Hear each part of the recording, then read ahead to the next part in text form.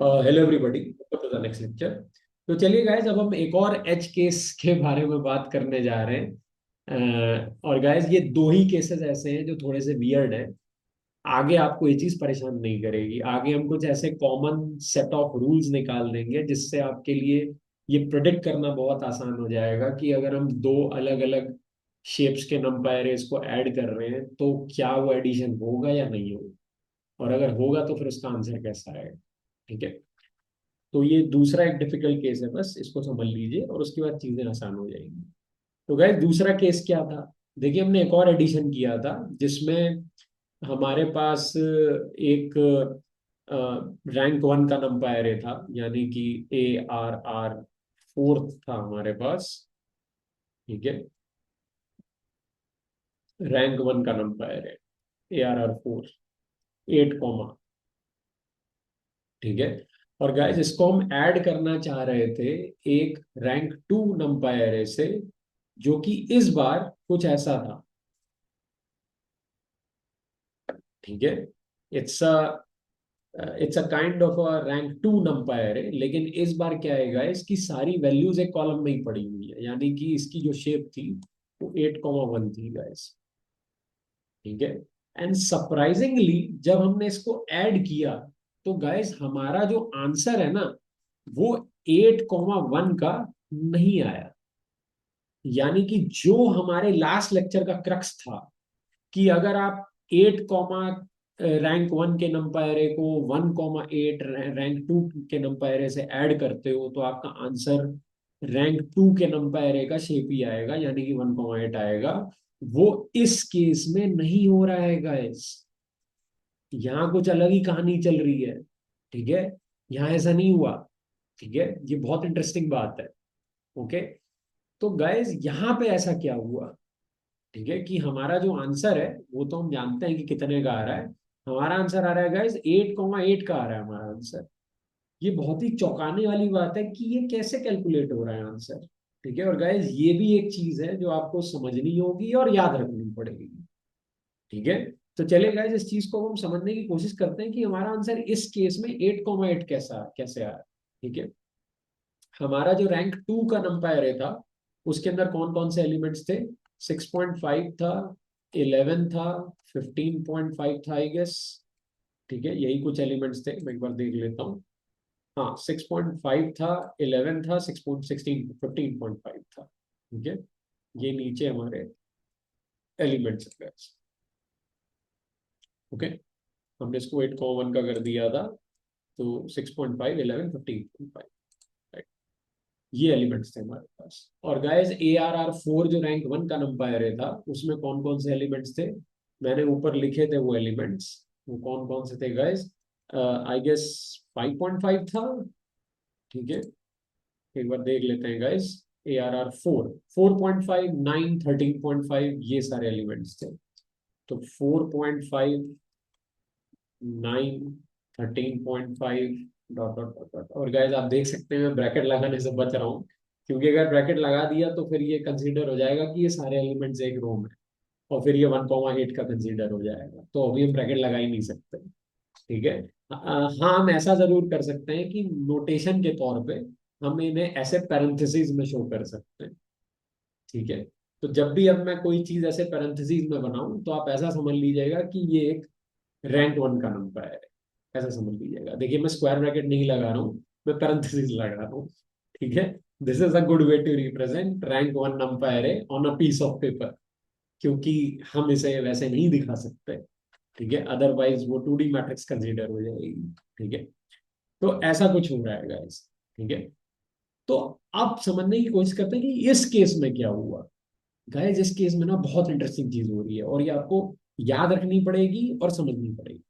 ठीक है। समझ के याद रखनी पड़ेगी, इन शॉर्ट। ठीक है। तो चलिए गाइस, देखते हैं इस केस में क्या होगा। इस केस में क्या हुआ है गाइस, कि हमारी इस 2D मैट्रिक्स का हर एक element as a scalar treat हो रहा है, और वो इस रैंक वन नंबर एरे में जाकर के ऐड हो जा रहा है, रो वाइज। ठीक है। तो इसका मतलब हमारी इस 2D मैट्रिक्स की पहली रो का एलिमेंट 6.5 है, और वो इसमें जाकर के ऐड हो गया। ठीक है।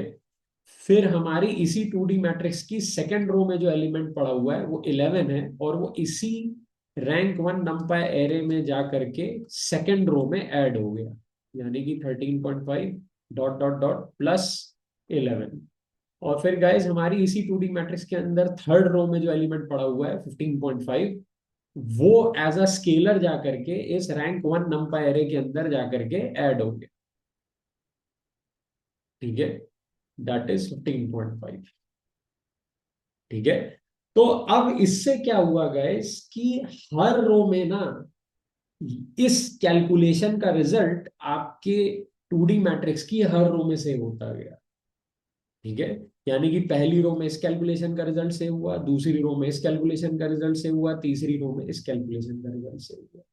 और गाइस आपको ये बात अच्छे से पता है कि अगर आप किसी भी नमपाई एरे में एक स्केलर वैल्यू ऐड करते हो तो होता क्या है कि वो जो एडिशन का ऑपरेशन होता है वो उस नमपाई एरे के हर एलिमेंट के ऊपर ब्रॉडकास्ट हो जाता है।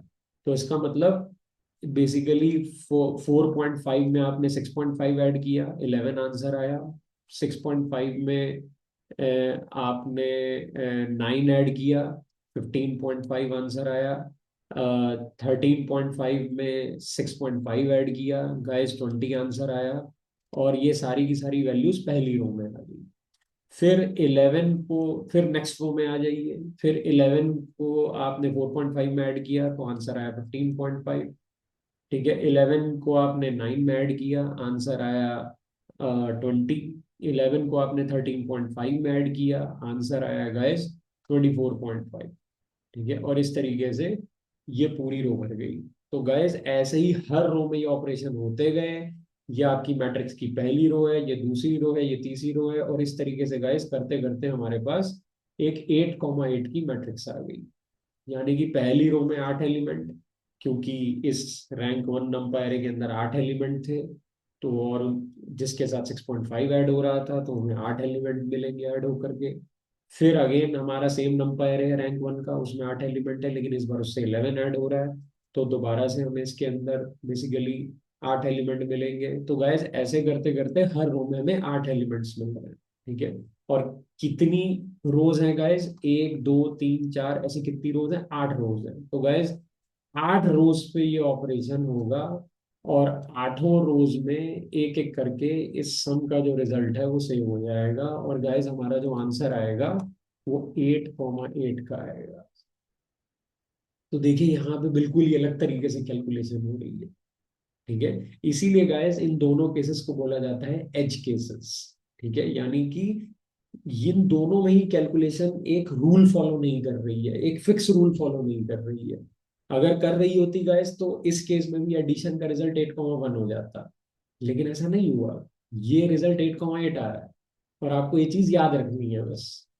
समझ लिया? अब याद रखिएगा कि जब कभी भी ऐसी स्थिति होगी कि आपके पास एक रैंक 1 का नंपायर है और एक रैंक 2 का नंपायर है, तो चलिए गाइस एक बार हम इस लेक्चर का जो क्रक्स है, जो कंक्लूजन है, वो भी देख लेते हैं।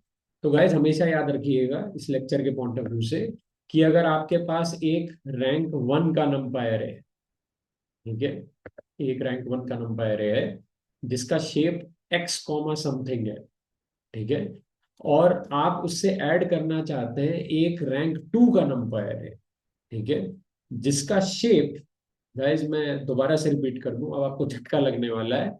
आपके पास एक रैंक 2 का नंपायर है, ठीक है, जिसका शेप y,1 है। जी हाँ guys, y,1। This is very shocking. आप कहोगे सर ये चीज तो आपने नहीं दिखाई हमको। ठीक है, क्योंकि हमारे एग्जाम्पल में तो सर जो रैंक 1 नंपायर था उसका शेप 8, था, और जो रैंक 2 नंपायर था उसका शेप 8,1 था, यानी कि उसका शेप भी x,1 था। आप कह रहे हो y,1 में भी ये एप्लीकेबल है। जी हाँ गाइस, ये भी इस स्पेसिफिक सिनेरियो का एक खास एस्पेक्ट मैं आपको दिखाने जा रहा हूँ। यानी कि गाइस जो इससे पहले वाला केस था जिसमें हमारे पास जो रैंक 2 नंपायर था, अगर हमारा रैंक 1 नंपायर एक्स कॉमा समथिंग का है, तो हमारा रैंक 2 नंपायर भी 1, x का ही होना चाहिए, तभी सम हो सकता है, अदरवाइज सम नहीं हो सकता है। ठीक है, लेकिन गाइस यहाँ पे ऐसा नहीं है। यहाँ पे हमारा जो रैंक 2 नंपायर एरे है वो x कॉमा समथिंग का भी हो सकता है और y कॉमा समथिंग का भी हो सकता है। यानी कि गाइस यहाँ पे कंपलसरी नहीं है कि आपके रैंक 2 नंपायर एरे की सारी रोज में, सॉरी रैंक 2 नंपायर एरे के एक कॉलम में सेम नंबर ऑफ एलिमेंट्स होने चाहिए विद द रैंक 1 नंपायर। यानी कि गाइस मैं क्या कहने की कोशिश कर रहा हूं कि अगर आप एक रैंक 1 नंपाई एरे के साथ एक रैंक 2 नंपाई एरे ऐड करना चाहते हो, और वो भी स्पेसिफिकली एक ऐसा रैंक 2 नंपाई एरे जिसमें एक ही कॉलम है बट मल्टीपल रोज है, तो गाइस ऐसा बिल्कुल भी कंपलसरी नहीं है कि आपके एक कॉलम में जितने एलिमेंट्स हैं वो आपके रैंक 1 नंपाई एरे के नंबर ऑफ एलिमेंट्स से मैच करने चाहिए। It's not compulsory. ठीक है, वो बात अलग है कि हमने जो सिनेरियो लिया है यहाँ पे वो 8 कॉमा और 8 कॉमा 1 का लिया है। लेकिन गाइस अभी मैं आपको एक कैलकुलेशन करके दिखाता हूँ कि अगर आप यहाँ पे बेसिकली, अगर आप यहाँ पे कुछ भी लेते गाइस, इन दोनों को आप अलग भी कर देते हैं अगर, यानी कि इसको अगर मैं 12 कॉमा ले लूं और इसको मैं 14 कॉमा 1 ले लूं, see guys this is very very interesting. और अगर मैं इन दोनों को ऐड करूं तो भी आंसर आ जाए। लेकिन गाइस अब आपको अच्छे से पता है कि तो क्या आंसर आता। ठीक है, तो गाइस आंसर क्या आता, तो आंसर जो आता हमारा वो क्या होता, इस रैंक 2 नंबर एरे की हर रो का एलिमेंट एक स्केलर की तरह ट्रीट होता और इस रैंक 1 नंबर एरे में ऐड होता चला जाता रो वाइज। तो गाइस इसका मतलब हमारे पास जो टोटल नंबर ऑफ रोज आती वो कितनी आती, जितनी रोज इसके अंदर है। तो इसमें 14 रोज है। ठीक है, इसके अंदर 14 रोज है। और गाइस जो हमारे पास टोटल नंबर ऑफ कॉलम्स आते हैं वो कितने आते हैं, वो 12 आते हैं। तो गाइस हमारी जो इन दोनों का एडिशन करने के बाद जो रैंक 2 नंपायर आता उसकी शेप कितनी आती, 14,12 आती गाइस। दैट्स प्रीटी इंटरेस्टिंग, क्योंकि बहुत सारी चीजें अलग हो रही हैं इस केस में। एक तो एडिशन करने पर शेप बिल्कुल अलग आ रहा है।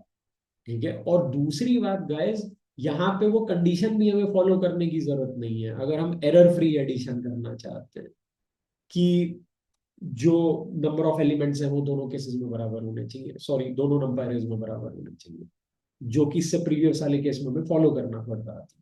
इस केस में नहीं फॉलो करना पड़ रहा है गाइस। हाँ वो बात अलग है, हमने एग्जाम्पल इक्वल एलिमेंट्स का लिया है, लेकिन हम अनइक्वल एलिमेंट्स का भी लें तो भी ये काम करेगा। चलिए गाइस मैं आपको दिखाता हूँ एक एग्जाम्पल। यहाँ पे अब मैं क्या करने जा रहा हूँ गाइस, मैं एक दूसरा नंपायर लेने वाला हूँ, ARR4 equals to np dot array, और मैं कोई रैंडम लेट्स से 12 एलिमेंट्स का नंबर एरे ले लेता हूँ। ठीक है, तो 1,2,3,4,5,6,7,8,9,10,11,12।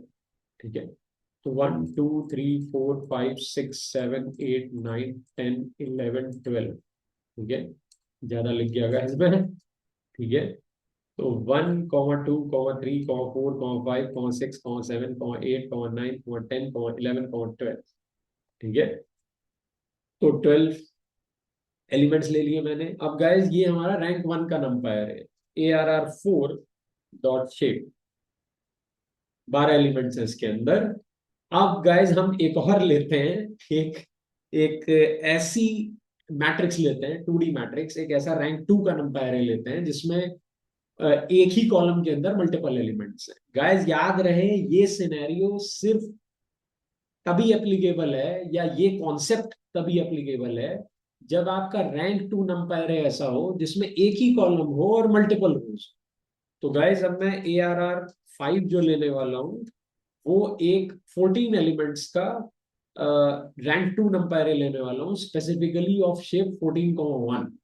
राइट, तो चलिए ARR5 np डॉट एरे। ठीक है, 1,2,3,4,5,6,7,8,9,10,11,12।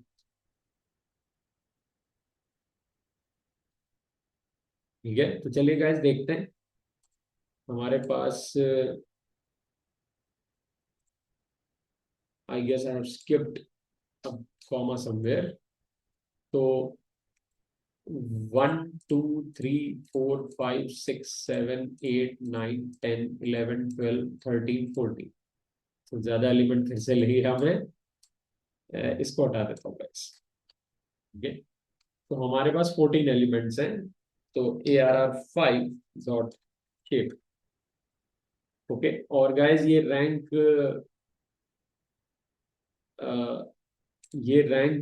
1 का नंपायर है, हम इसे रैंक 2 का बना लेते हैं। एंड स्पेसिफिकली एक ऐसे रैंक 2 का जिसमें एक ही कॉलम है। तो ARR5, ठीक है, equals to ARR5 dot V shape 14,1।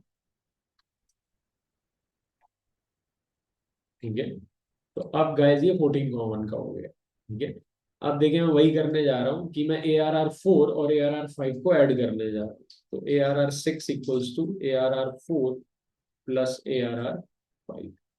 देखिए गाइस ये ऐड हो गया, इसमें एरर ही नहीं है। ठीक है, तो ARR6, अब देखते हैं गाइस इसका शेप कितना आएगा। आपको याद होगा कितनी रोज होनी चाहिए, 14 रोज होनी चाहिए। कितने कॉलम्स होने चाहिए, 12 कॉलम्स होने चाहिए। तो गाइस इसकी जो शेप आनी चाहिए वो 14,12 आनी चाहिए। ये देखिए गाइस इसकी शेप 14,12 आ रही है।